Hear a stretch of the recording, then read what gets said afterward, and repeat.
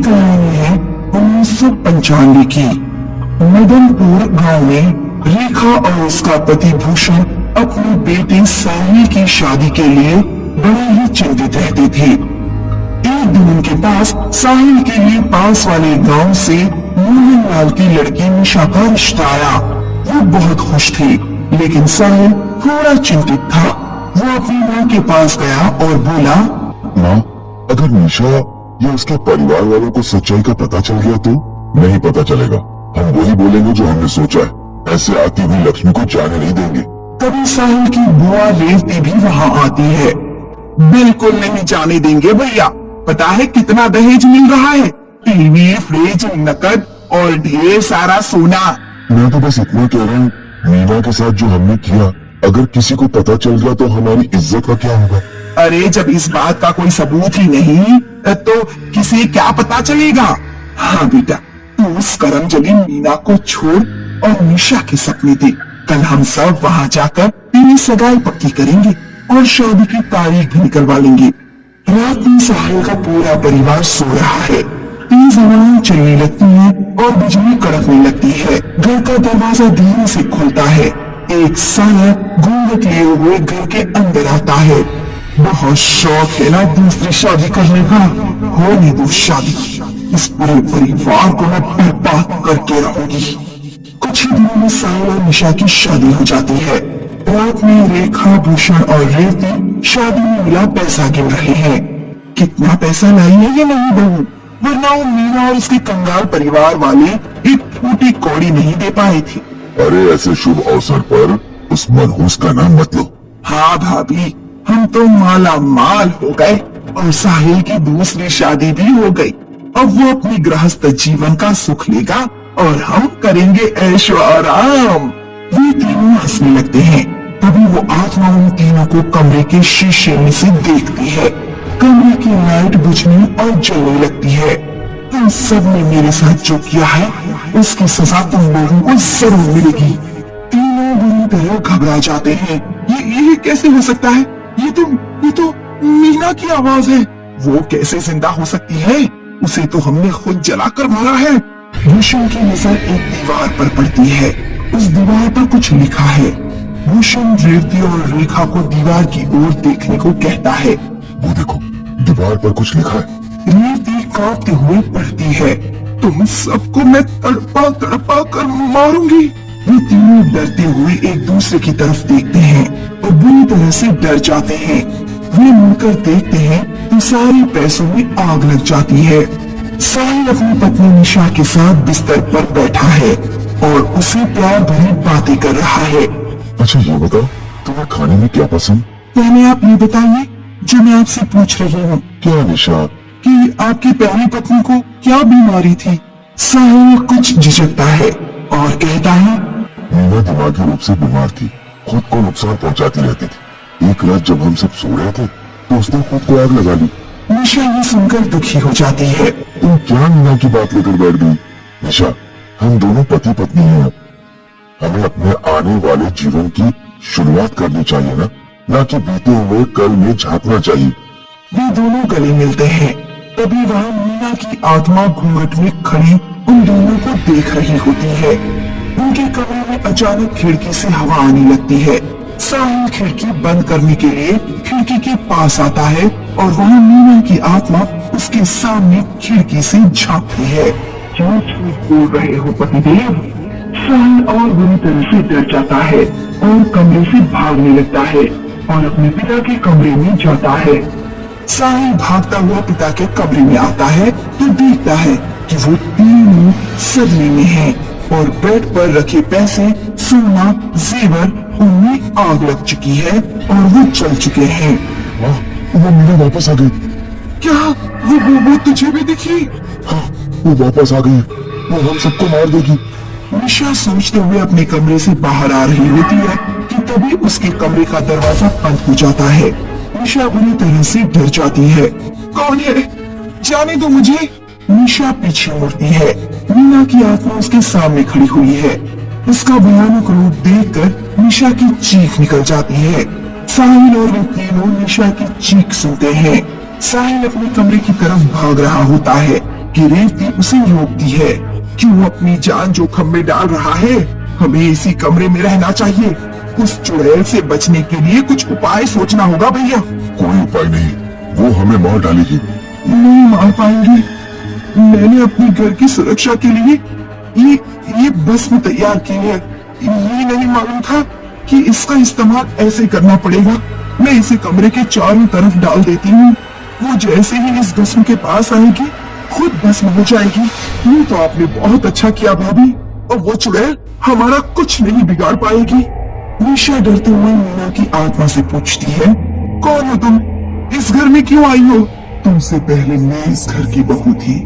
इस घर में दहेज की खातिर मुझ पर न जाने कितने जुल्म किए, और आखिर में जब इन लोगों को लगा कि अब मुझसे इनका कोई फायदा नहीं हो पाएगा, तो मुझे पागल घोषित करके जलाकर मार डाला। इतना बड़ा पाप किया है इन लोगों ने तुम्हारे साथ, और मुझे भी इन्होंने बड़े अंधेरे में रखा। मैं इन लोगों से बदला लेकर रहूंगी, लेकिन तुम ये सब मुझे क्यों बता रही हो? मैं तुम्हें ये सब इसलिए बता रही हूँ ताकि तुम गांव वालों को सच्चाई बता सको कि मैं पागल नहीं थी, और न ही मैंने खुद को जलाया था। इन लोगों ने मुझे दहेज की खातिर जलाकर मार डाला। निशा हामी भरती है। मीना निशा के शरीर के अंदर प्रवेश करती है। निशा अपने सास ससुर के कमरे की तरफ बढ़ती है। उसकी आंखें लाल हैं। साहिल उसे देखता है और उसे कमरे के अंदर बुलाता है। निशा जल्दी से कमरे में आ जाओ, मैं ये भस्म तुम्हारे लिए हटा देता हूँ। साहिल भस्म की रेखा निशा के लिए साफ करता है और निशा अंदर आ जाती है। तुम ठीक हो ना? तुम्हें कुछ हुआ तो नहीं? निशा के शरीर से मीना की आत्मा निकलती है और तीनों को गुस्से से देखती है। आप लोग इतने नीच हैं, ये मैं नहीं जानती थी। हमें माफ कर दो मीना, हमें माफ कर दो। तुम सबको सजा मिलेगी। वे सब बुरी तरह से डर जाते हैं और भागने लगते हैं। मीना अपनी शक्तियों से उन चारों को मूर्ति बना देती है। निशा, इस घर के बाहर चली जाओ, और जो मैंने कहा है वो याद रखना। निशा घर के बाहर आ जाती है और पड़ोसियों को इकट्ठा करती है। मीना अपनी शक्तियों से घर के चारों तरफ आग लगा देती है और पूरा घर जलने लगता है। साहिल, उसकी बुआ और माता पिता चलने योग्य हो जाते हैं। वे ये देखकर घबराने लगते हैं। गांव वाले घर के सामने इकट्ठा हो जाते हैं। हमें माफ कर दो, हमने तुम्हारे साथ बहुत गलत किया मीना। तुम्हें जलाकर मार डाला। हाँ, और तुम पर झूठा इल्जाम भी लगाया। गांव वाले ये सुनकर हैरान रह जाते हैं। निशा के चेहरे पर संतोष होता है। पूरा घर आग की लपटों में जलने लगता है और कुछ ही देर में राख हो जाता है। मिर्जापुर गांव में बबलू अपनी माँ के साथ रहता है। उसके पिता नहीं है। बबलू अब बड़ा हो गया है और 12th तक पढ़ाई भी कर ली है। इसलिए वो अपनी माँ का हाथ बटाने और घर के खर्चों की पूर्ति करने गांव से शहर में कोई काम खोजने आता है। उसकी माँ उसके लिए थोड़ा सा खाना बांध देती है और वो उसे लेकर घर से निकल जाता है। बबलू रास्ते में पैदल ही चला जा रहा है और धूप तेज होने के कारण अब वो बहुत थक गया है। धूप भी बहुत हो गई है और मैं थक भी गया हूँ। क्यों ना कुछ देर बैठ जाऊँ, लेकिन अगर ज्यादा समय रुका तो शहर पहुँचने में रात हो जाएगी। लेकिन अब लगातार चल भी नहीं सकता हूँ, मुझे कुछ देर आराम करना ही होगा। बबलू रास्ते में एक पेड़ के नीचे बैठ जाता है और कुछ मिनट बाद ही वो सो जाता है। बबलू बहुत थका हुआ होता है, इसलिए उसको वक्त का पता नहीं चलता और उसको सोते हुए टाइम ज्यादा हो जाता है। तभी वहाँ एक छोटी लड़की रोते हुए आती है। क्या हुआ छोटी बच्ची, तुम क्यों रो रही हो? और यहाँ जंगल में क्या करने आई हो? भैया, मैं अपने घर का रास्ता भटक गई हूँ। मुझे बहुत भूख लगी है। हाँ, खाना तो मैं तुमको दे दूंगा, लेकिन तुम इतनी दोपहर को इस जंगल में क्यों घूम रही हो? भैया, मैंने आपको बताया कि मैं रास्ता भटक गई हूँ। भोजन की तलाश में घर से निकली थी। मैं तुमको खाना देता हूँ, पहले तुम अपना पेट भरो, हम बाद में बात करेंगे। बबलू छोटी बच्ची को खाना देता है और वो पेट भर खाना खाती है। तुम्हारा पेट भर गया? हाँ भैया। ठीक है, तुम अब घर जाओ। भैया घर तो मैं चली जाऊंगी, लेकिन उससे पहले मैं आपको कुछ देना चाहती हूँ। क्या है तुम्हारे पास? क्या दोगी तुम मुझे? भैया मेरे पास ये एक जादुई चश्मा है।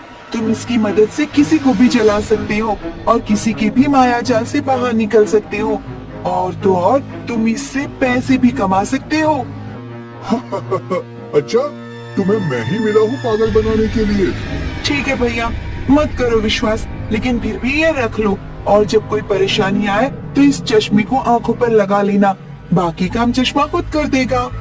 वैसे तो मैं इस पर विश्वास नहीं करता, लेकिन तुम इतने प्यार से मुझे चश्मा दे रही हो तो मैं इसे गिफ्ट समझकर रख लेता हूँ। लड़की इतना कहकर गायब हो जाती है और बबलू को समझ नहीं आता कि वो कहाँ गई और कौन थी। ये कौन थी और अब अचानक कहाँ चली गई? मुझे यहाँ से तुरंत निकलना होगा। बबलू वहाँ से तुरंत निकलता है। बबलू शहर की ओर बढ़ रहा है। तभी कच्चे रास्ते में एक गड्ढा है और उसका पैर उस गड्ढे में गिर जाता है और वो जमीन के नीचे एक सुरंग से होते हुए गुफा में पहुंच जाता है। कौन है यहाँ और मुझे यहाँ क्यों लाए हो? सामने आओ, कौन है यहाँ? तभी एक चुड़ैल सामने से हंसती हुई आती है। बबलू उसे देखकर बहुत डर जाता है। डरो नहीं, मेरा नाम बड़की है और मैं एक जादुई चुड़ैल हूँ और ये मेरी जादुई दुनिया है। मुझे छोड़ दो मुझे जाने दो। ना बाबू ना, हमारी इस दुनिया का एक नियम है कि जब तक हम उसका सारा खून ना पी ले और उसकी आंखें ना निकाल लें, तब तक नहीं जाने देते। क्या मुसीबत है? जाने दो, मेरे घर पर मेरी माँ अकेली है, मैं उनका इकलौता बेटा हूँ, मुझे जाने दो। ओह अच्छा, लेकिन इसका फैसला तो मेरी दोनों छोटी बहनें करेंगी। मंजली और छुटकी, दोनों बाहर आ जाओ। दो बहनें भी हैं अभी? हाँ, तुम खुद ही देख लो। तभी दो और चुड़ैल हंसते हुए बाहर आ जाती हैं। अब तैयार हो जाओ, हम तुम्हारी आंखें निकालेंगे और सारा खून पी जाएंगे। वहाँ का माहौल बहुत खराब हो जाता है। चारों तरफ डरावनी आवाजें आ रही हैं और बबलू बहुत बुरी तरह कांप रहा है। तभी बबलू को एक बात याद आ जाती है। मैं कहाँ फंस गया?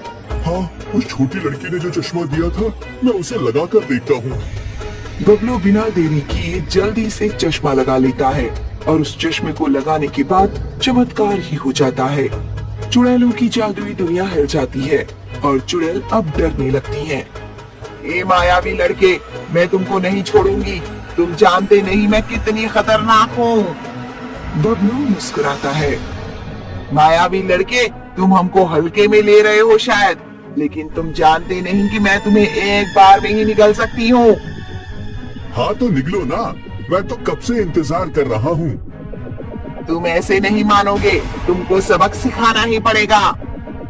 बड़की अपनी जादुई शक्ति से बबलू को गुफा की छत से उल्टा लटका देती है और बबलू भी तुरंत ही वापस नीचे आ जाता है।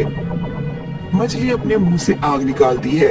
एक बार बबलू को आग लगती है, लेकिन तुरंत ही वो खुद बंद हो जाती है।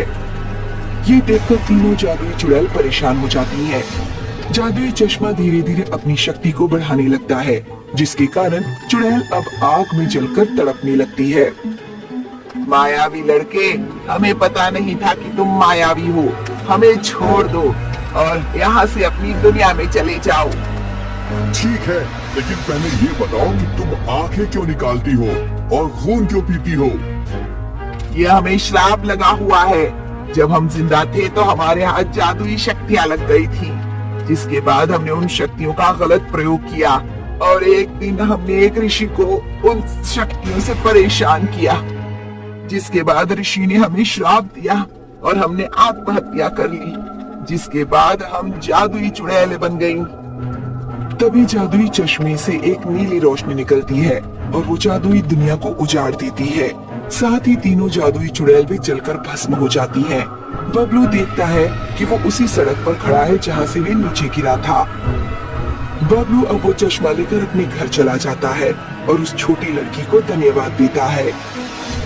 शिक्षा, हमें कभी भी अपनी शक्ति का प्रयोग दूसरों को परेशान करने के लिए नहीं करना चाहिए। अगर आप लोगों को ये वीडियो अच्छा लगा हो तो प्लीज़ इस चैनल को सब्सक्राइब करें और ज़्यादा से ज़्यादा शेयर करें और बेल आइकन को भी प्रेस कर दें।